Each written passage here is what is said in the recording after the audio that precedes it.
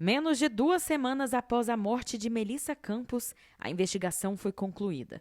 A adolescente de 14 anos, assassinada dentro da sala de aula em um colégio particular de Uberaba, foi morta por inveja. O crime foi cometido por um colega, que teve ajuda de outro aluno da mesma sala para planejar a execução. O crime foi cometido por 2 adolescentes, um executor e um partícipe, apenas. O adolescente, ele próprio, alegou, numa entrevista informal, que sentia inveja da menina, que ele já tinha um relacionamento, conhecia essa menina há muitos anos, não havia um relacionamento afetivo entre eles. Então, o crime foi frugal, foi um plano de adolescente de 14 anos, que, por mais abjeto que seja, foi estancado ali naquele momento. Antes de ser morta, Melissa recebeu um bilhete, mas não teve tempo de ler o conteúdo.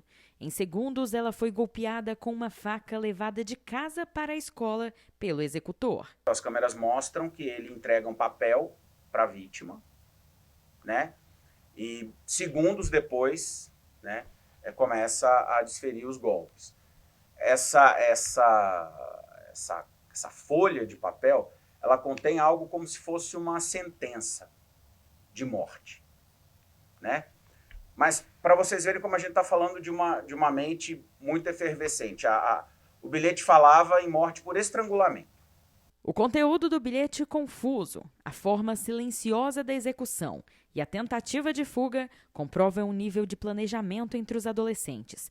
Apesar disso, os dois permaneceram em silêncio durante os depoimentos formais e não demonstraram emoção ao falar do caso. Eles permaneceram em silêncio nos momentos que eles tiveram a oportunidade de falar, na presença de seus advogados, seus representantes legais, eles não quiseram falar, permaneceram em silêncio e não transpareceram assim nenhuma emoção com relação à vítima, ao fato praticado. Não estavam abalados ou chorando, nada nesse sentido. Na presença de delegados e promotores, a coletiva aqui no Ministério Público teve um tom firme e esclarecedor. As autoridades reforçaram que não houve bullying, lista de vítimas nem envolvimento de grupos externos. O motivo do crime seria inveja da felicidade da menina. E a execução? Rápida, silenciosa e premeditada por 2 estudantes da mesma sala da vítima. O motivo do crime? Não há bullying, está circulando aí nas redes sociais, né, que o motivo teria sido bullying, ou misoginia, ou qualquer coisa semelhante.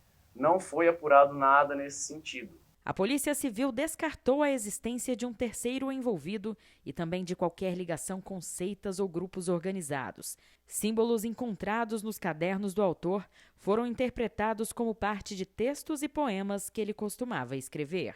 A gente tem um caderno, né, de um adolescente com muitas anotações. Eu acho que ficou claro que ele tinha o gosto por poesia, por escrever, né, principalmente na aula de filosofia. Então, assim, são textos que mencionam, sei lá, o que ele sente, enfim. E junto desses textos, aleatoriamente, alguns símbolos, mas que em nenhum momento esses símbolos foram relacionados a alguma seita religiosa ou algum grupo externo. O Ministério Público reforçou que a vítima era querida pelos colegas e não tinha qualquer tipo de atrito com os agressores. A motivação, segundo os promotores, poderia ter sido direcionada a qualquer outra pessoa. O que a gente pôde constatar é que a vítima não tinha nenhuma inimizade com quem quer que fosse, que a vítima, muito ao contrário do que acabou sendo de alguma maneira veiculado, não praticava bullying contra ninguém, muito pelo contrário, né? O que ela tinha era um excelente relacionamento com os colegas, tinha uma turma de amigos, enfim, né? Nada que pudesse desabonar. Ela era uma menina alegre, feliz, que frequentava a igreja junto com seus pais, que era uma excelente aluna. Após o crime, o primeiro adolescente fugiu, mas foi encontrado pela polícia militar às margens de uma rodovia, a cerca de 5 quilômetros do local do crime. O segundo envolvido também foi apreendido um dia depois, após ser identificado pelas provas e materiais coletados pela Polícia Civil.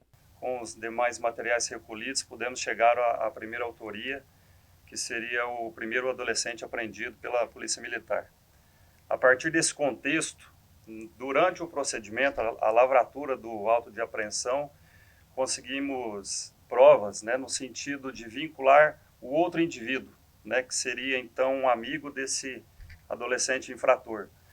E então logo representamos pela apreensão dele, junto ao Ministério Público, que numa diligência muito rápida, né, uma resposta muito rápida, interlocução com o Judiciário, conseguimos aí obter um mandado de apreensão. Ambos seguem internados provisoriamente. A Justiça tem até 45 dias para concluir o procedimento de responsabilização, que pode resultar na medida socioeducativa mais severa, a internação por até 3 anos. O Estatuto da Criança e do Adolescente prevê que a medida de internação, se for aplicada, que é a mais extrema, tá? E que provavelmente, na minha opinião, vai ser aplicada, tem previsão máxima de 3 anos. É o que a lei prevê. Melissa não teve chance de reagir. Foi surpreendida, dentro de um ambiente que deveria representar segurança e acolhimento. O que as autoridades garantem é que não há risco iminente de novos ataques. A vítima não tinha como prever o que aconteceria com ela, não teve como se defender daquilo que aconteceu com ela, porque o ataque foi um ataque absolutamente inesperado, foi um ataque que ela não teria como saber nem de onde vinha, porque ela não tinha nenhum tipo de inimizade, nenhum tipo de atrito com nenhum desses dois envolvidos.